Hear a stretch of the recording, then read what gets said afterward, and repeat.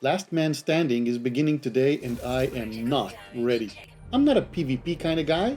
I'm a builder, you know that.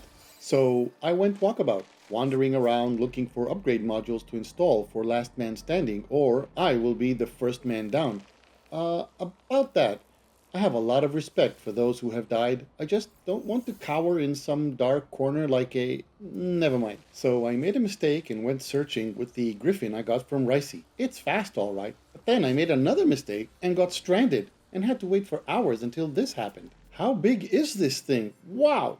GoodGuysFree here, and you guessed it. I got stranded on an island and had to wait for this thing to hatch so it can take me home. 3 more seconds. 2, 1. Yes! Let's hatch this thing. Wow, it's huge. Come here, big beauty. I'll give you a pat and a few treats. There you go. I hope you can fly over the ocean because I'm stuck here on this land outcropping in the middle of the ocean after the wonderful griffin I got from Ricey touched the water during its flight here. Later in the video, I will show the location of an A-class multitool that comes with a bolt caster and an advanced mining laser and costs about 180,000 units and 3 S-class modules in broken machinery plus 1 X-class from a buried cache. The whole thing started when I realized how unprotected I am. I realized I had to go walkabout, so to speak, to find myself a better multi-tool, one with a weapon, and maybe some good upgrade modules along the way. I had a few hours until my flying worm hatches, so I used the griffin I got from Ricey. Give him some love and food, and off we go. After a nice flyby, I headed somewhat north, only to see the professor an hour away, but we all know his mount is super fast, so I should be careful. Undeterred, or maybe stupid, I pressed on. One of my first finds is a drop pod that I think we've already been told about since I didn't have to pay the usual fee to get my suit upgraded. It's located at negative 13.23 and plus 104.17, 2800 U from base. Next, I came upon a miner settlement and started getting my hopes high, but the multi-tool there was a C-class rifle with no weapon and no modules worth considering.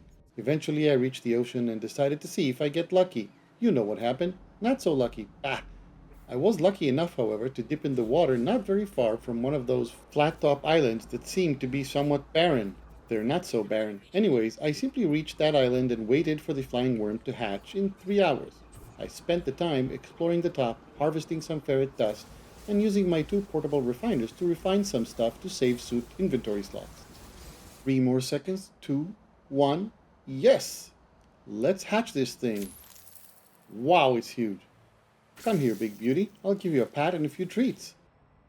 There you go. I hope you can fly over the ocean because I'm stuck here on this land outcropping in the middle of the ocean. Okay, let's go home. My base shows about 54 minutes. Let's measure how long it actually takes. The video here is sped up about 10 times faster than normal. In the end, I think this worm is great, but I am not sure it is as fast as I wanted it to be. Oh well, you can't win them all. What you can do is hit that like button. Thank you. Okay, the 54-minute away base has taken me 6 minutes to reach, which is pretty fast. The next day, before I set out with Ricey's Griffin, I noticed this player, A.W. Dell, flying in their ship, I guess. I have no idea which faction they belong to or if this is a violation of the rules or they got an exemption, but it was weird. A little later I set out, at first to the north, again looking for minor settlements and nice modules to install. The first broken machinery I found yielded an S-class hazard protection module for protection against the cold. Pretty useless here, I know, but you can go get it for nanites if you like. It is located at negative 895 plus 115.45. The next find was an S-class thermal protection module, this time for heat protection. It is located at negative 959 and 115.73. Next, I came upon another minor settlement. This one holds an A-class pistol multi-tool with a bolt caster and an advanced mining laser. I don't know if it is consistent with the rules, but turn off multiplayer before you enter the building to make sure nobody hijacks it from you. And remember to return it after you take the pistol. It seems to cost me 180,000 units and it is located at negative 1175 and 116.55, about 550 U from the previous find.